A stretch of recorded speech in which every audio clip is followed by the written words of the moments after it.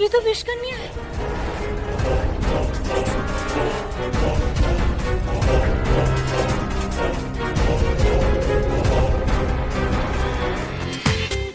पूरा एपिसोड देखिए ZEE5 पर। अब महाराज प्रतियोगिता का निर्णय देंगे।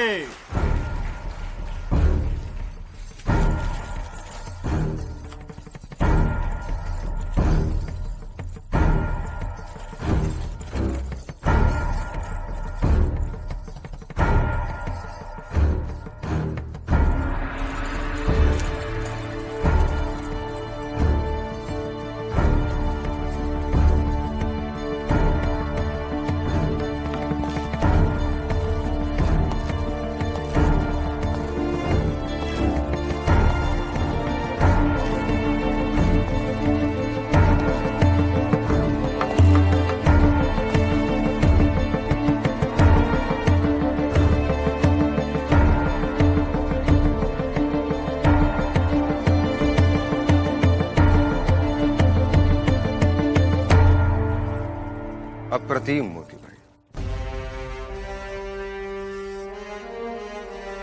आज आपने अपने नृत्य से सारे दरबारियों को अभिभूत कर दिया।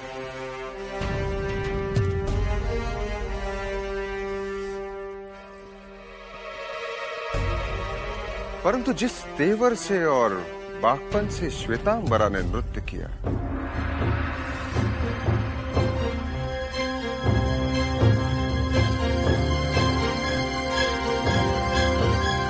हमें उनमें मेनका नजर आई।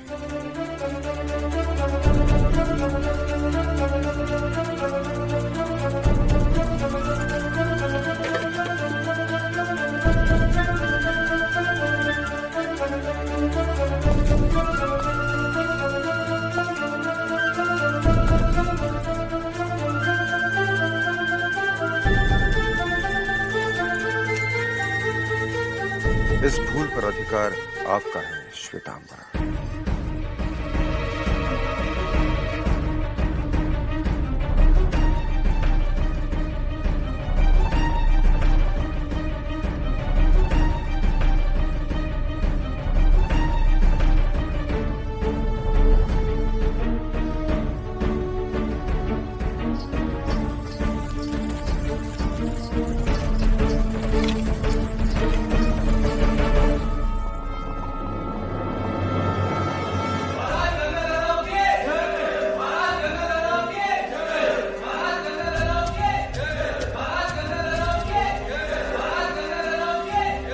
बोपटकर जी को तो अब तक आ जाना चाहिए था।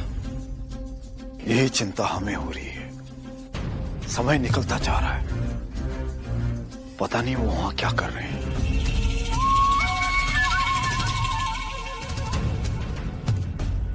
मुझे तो उस दिन का इंतजार है जिस दिन आप विश्वामित्र बनेंगे और मैं मेनका। वैशाली दीदी रुको। वैशाली दीदी रुकिए। वैशाली दीदी रुको। वैशाली दीदी रुको। नहीं, वैशाली दीदी रुकिए। वैशाली दीदी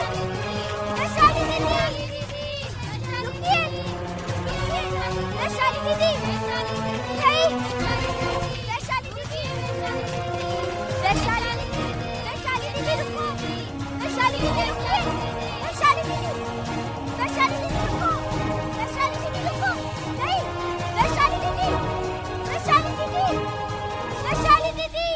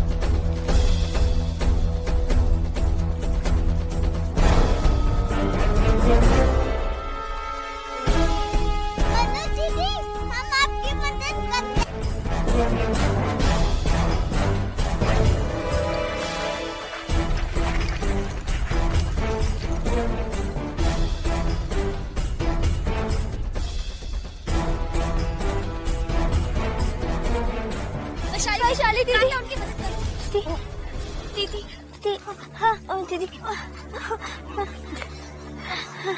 दीदी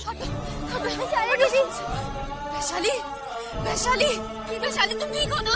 वैशाली दीदी यशोदा मत घबराइए मत, इतने होश आ जाएगा।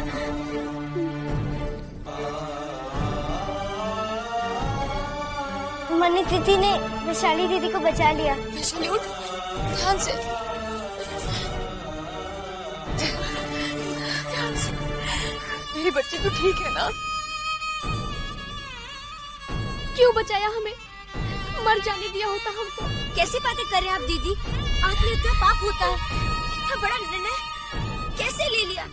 तो क्या करते, हमारे पिताजी हमारे लिए ईश्वर के समान है। को क्या हो गया? हाँ प्राची, इतने क्रोधित होकर तो पहले कभी अभ्यास नहीं करते थे। नाना भाव, नाना भाव, क्या हुआ नाना भाव? कुछ नहीं। फिर आप इतने क्रोधित क्यों हैं? वहाँ वैशाली के पिता क्रोधित थे, यहाँ हमारे नाना भाव। क्या कह रहे थे आचार्य जी? आपको पता नहीं नाना भाव, वहाँ वैशाली दीदी तालाब में कूद गई थी। कहाँ जा रहे हैं नाना भाव? हमारे मनोहर दीदी ने वैशाली दीदी को बचा लिया। क्यों मरना चाह रही थी वो? मरना तो मुझे चाहिए। क्या? उधर वैशाली दीदी मरने के लिए कह रही थी और यहाँ पर आप? हाँ मनु, ये सब मेरे ही कारण हुआ है। आपने क्या किया? मनु, आचार्य वादरायण के मन में मेरे प्रति गलत धारणाएं बैठ गई है। मैं तो वैशाली को द्रुपद और उसके अराजक तत्वों से बचा रहा था। क्या? वहाँ द्रुपद आया था? हाँ, और वैशाली को जबरदस्ती घसीट के ले जा रहा था। हमने उसे बचाया। वैशाली हमारी सब कुछ है। अच्छा, और हम लोग कुछ नहीं? तुम सब तो हो, लेकिन वैशाली की बात कुछ और है। क्यों? हम वैशाली से प्रेम करते। प्रेम एक अलौकिक अनुभूति है, जीवन का मूल कारण। इसकी प्राप्ति के लिए मनुष्य अपने आप को भी भूल जाता है। इतना समझो कि मनुष्य और ईश्वर में प्रेम सेतु का काम करता है। खुदाबख्श गालिब ने एक खूब शेर कहा, तस्कीरा सोज़े मोहब्बत का किया था एक बार। तस्कीरा सोज़े मोहब्बत का किया था एक बार। तादम ए मर्ग जुबा से मेरी छाले ना गए। सुभान अल्लाह। प्रेम की आग जो दिल में जली रहती है, उसे केवल एक बार कह दिया तो मरते दम तक जुबान से छाले न गए। वाह, अद्भुत। इससे अच्छी प्रेम की व्याख्या और क्या हो सकती? विलक्षण कन्या, निश्चल प्रश्न। और पंजी, मैं तो इस प्रश्न का उत्तर नहीं दे पाऊंगा। मुझे तो आप आज्ञा दें। बाबा बताओ ना। पहले ये बताओ, ये प्रश्न तुम्हारे मन में आया कैसे? बाबा, नाना भाव कह रहे थे उन्हें वैशाली दीदी से प्रेम हो गया है।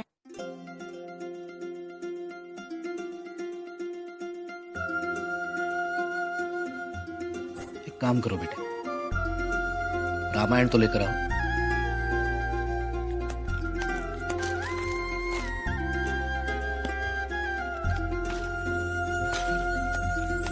ये लीजिए।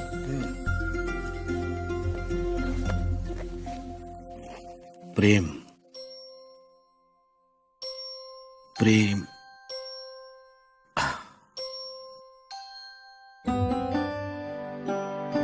बेटे तुम्हें प्रेम की व्याख्या समझाना बहुत कठिन है। जब बड़ी हो जाओगी अपने आप समझ जाओगी। परंतु इतना जान लो, जब मर्यादा पुरुषोत्तम श्री रामचंद्र जी ने पहली बार सीता माता को पुष्प वाटिका में देखा, तो उन्हें कुछ ऐसा ही अनुभव हुआ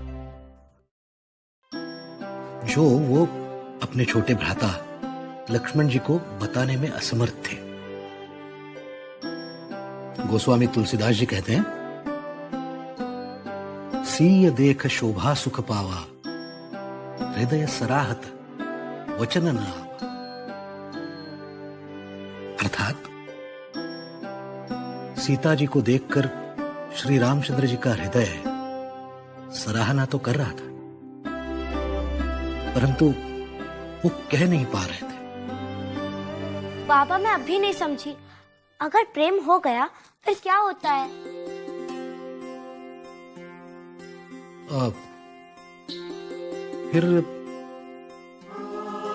फिर विवाह हो जाता है, जैसे श्री रामचंद्र जी का सीता जी से हुआ।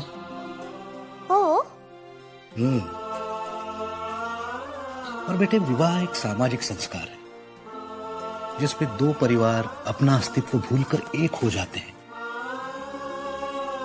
जैसे जब तुम्हारा विवाह हो जाएगा तो तुम्हारे और तुम्हारे पति के परिवार से एक नया परिवार जन्म लेगा।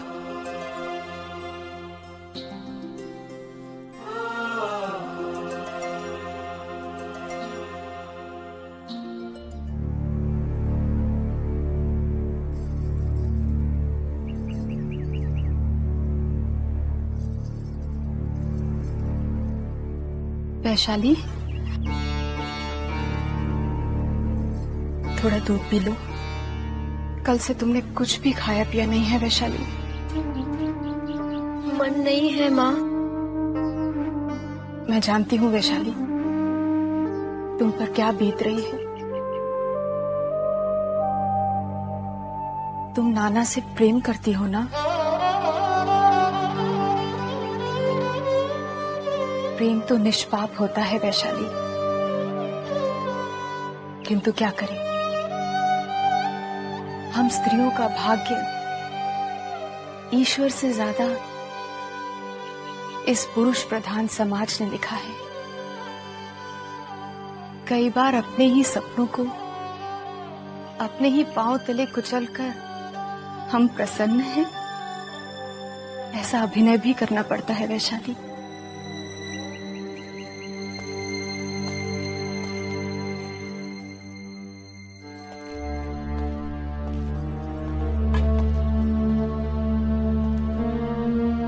सुनिए जी, वैशाली को बहुत तेज ज्वर है। यदि वैद्य जी को बुला देते तो। यशोदा, बहुत सोच विचार करने के बाद मैं इस निष्कर्ष पर पहुंचा हूं कि इस समस्या का एकमात्र समाधान है विवाह। शीघ्र विवाह।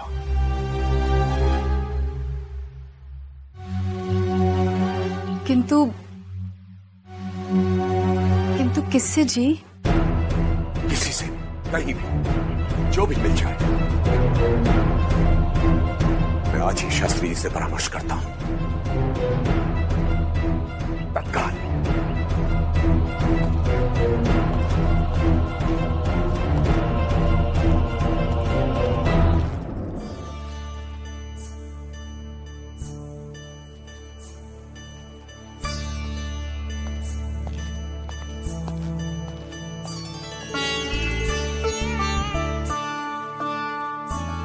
ये नहीं, ढाके का बजाज जो उत्तरी लाया था ना, वो लाइए।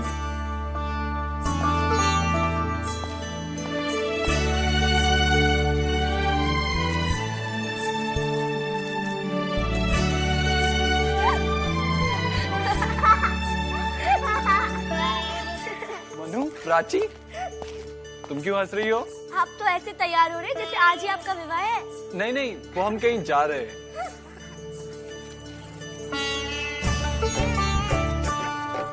लाइए।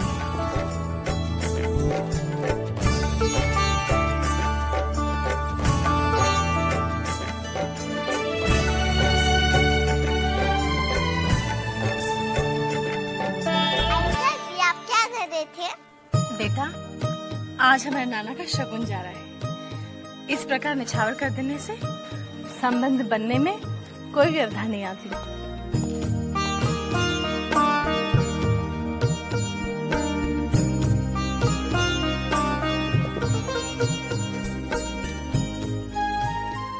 आप कहीं जा रहे हैं?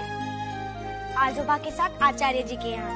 नहीं नहीं बेटा, अभी तो केवल संबंध बनाने के लिए इसके आजोबा साहब शगुन लेकर जाएंगे। ऐसे में वर नहीं जाता।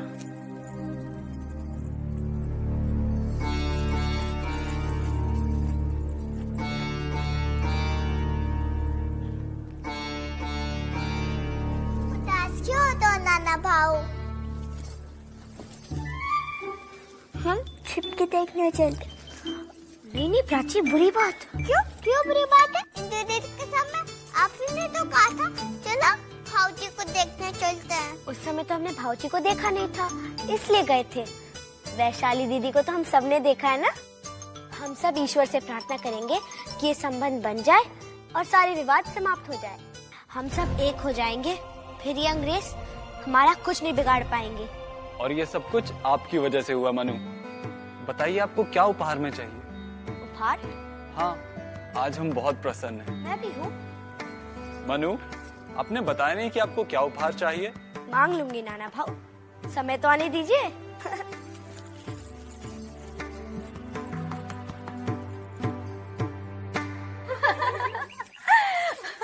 हमसे अब तुम भी नृत्य सीख लो और झांसी चली जाओ।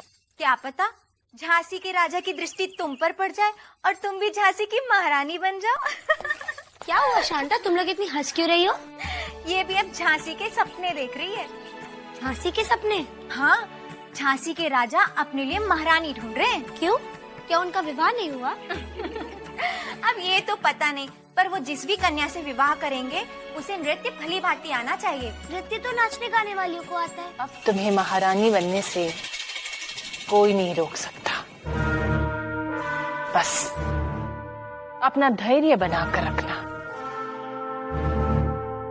विष न मिलने पर तुम बहुत जल्दी विचलित हो जाती हो। विष ही तो हम विष कन्याओं का जीवन है महारानी साहिब। उसका प्रबंध समय पर हो रहा है।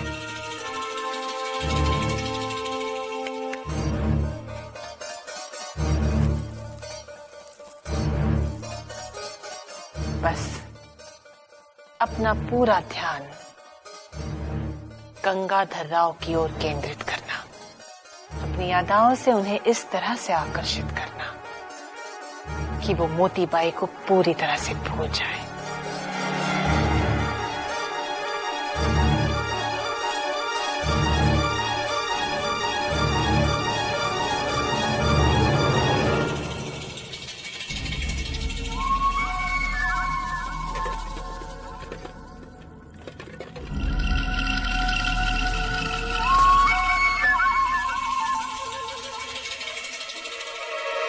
जब हमारे समक्ष श्वेतांबरा की कुंडली रखी गई थी, तब आप सब ने एक राय होकर हमें पूर्ण सहमति जताई थी। और आज आप शंका व्यक्त कर रहे हैं। क्षमा कीजिएगा महाराज, सेवक को आपने परामर्श देने का अधिकार दिया था, इसलिए संदेह प्रकट किया है कि राजकुमारी श्वेतांबरा। संदेह और शंका बिना साक्ष्य के कोई अर्थ नहीं रखते।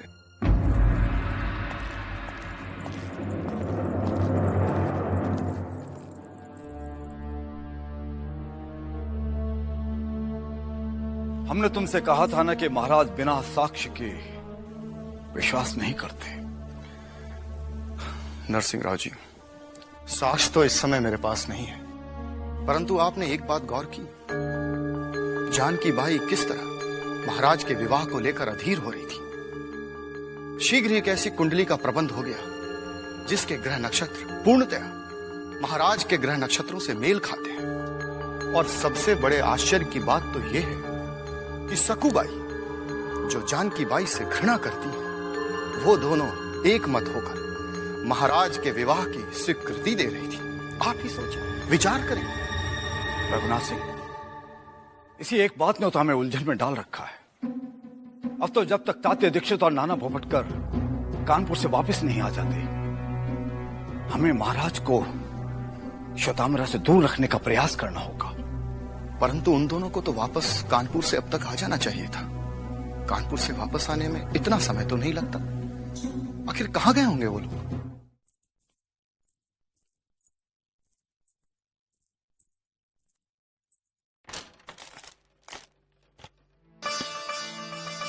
मन्नू, तुम आओ।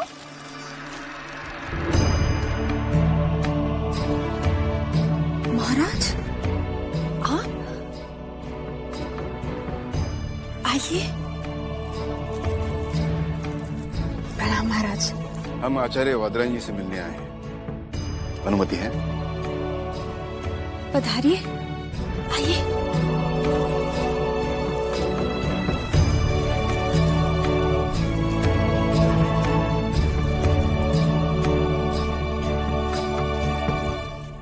कृपया आचार्य जी को सूचित कर दीजिए कि बाजीराव आए हैं।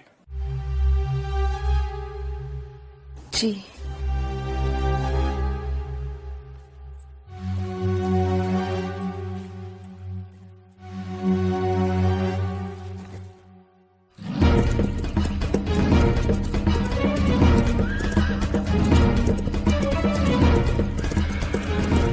बाजीराव थाल लेकर मेरे द्वार पर आया है।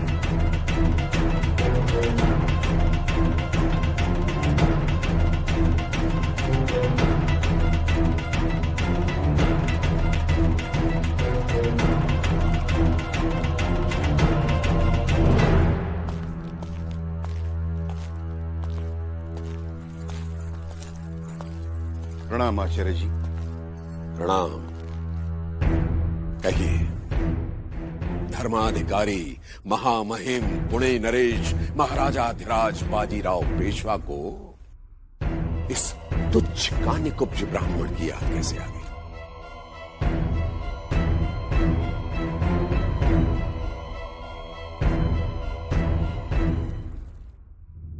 आचार्य जी, आपके इन संबोधनों में छिपा विष ये बाजीराव कितनी बार पी चुका है। अब तो आपके व्यंग में भी असीम प्रेम नजर आने लगा है। प्रेम?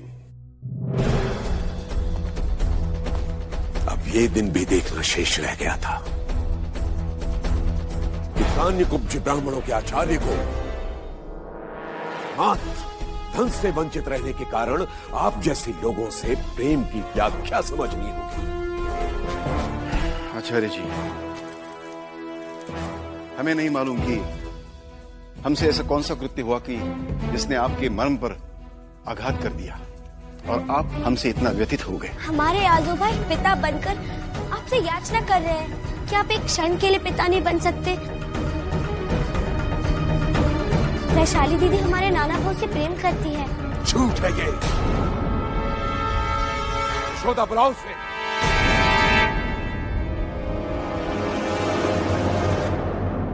वैशाली!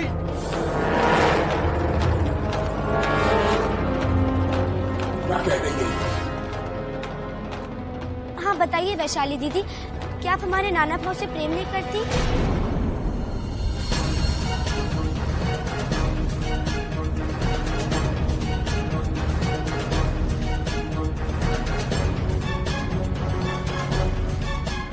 चुप क्यों हो? उत्तर दो।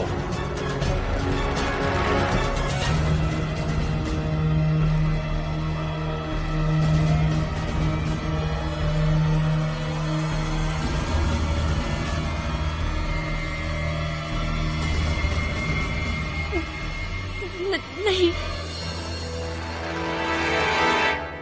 वैशाली, तुम ये क्या कह रही हो?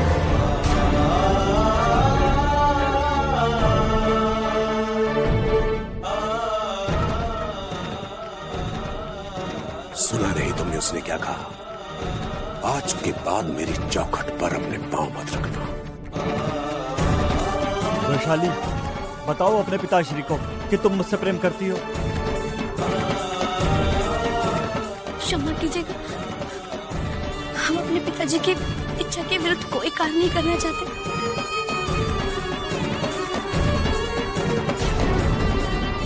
भगवान के लिए चले जाइए यहाँ से।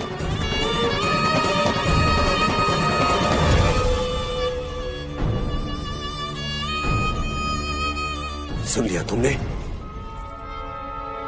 अब जाइए।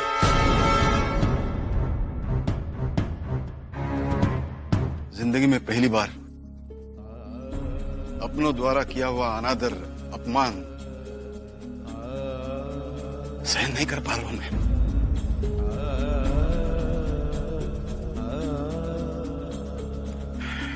ठीक है, जीवन के इस अंतिम पड़ाव में यही देखना शेष था।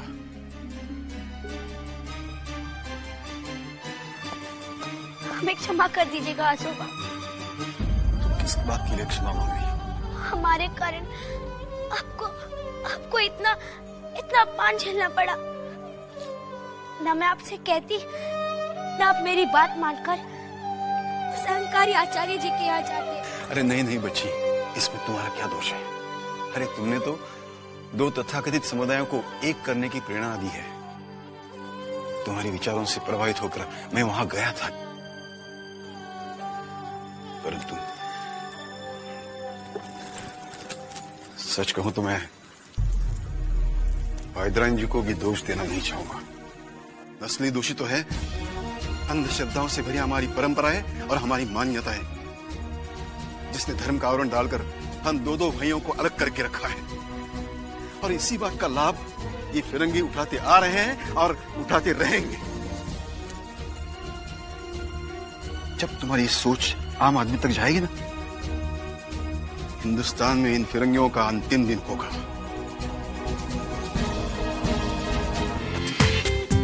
पूरा एपिसोड देखिए ZEE5 पर।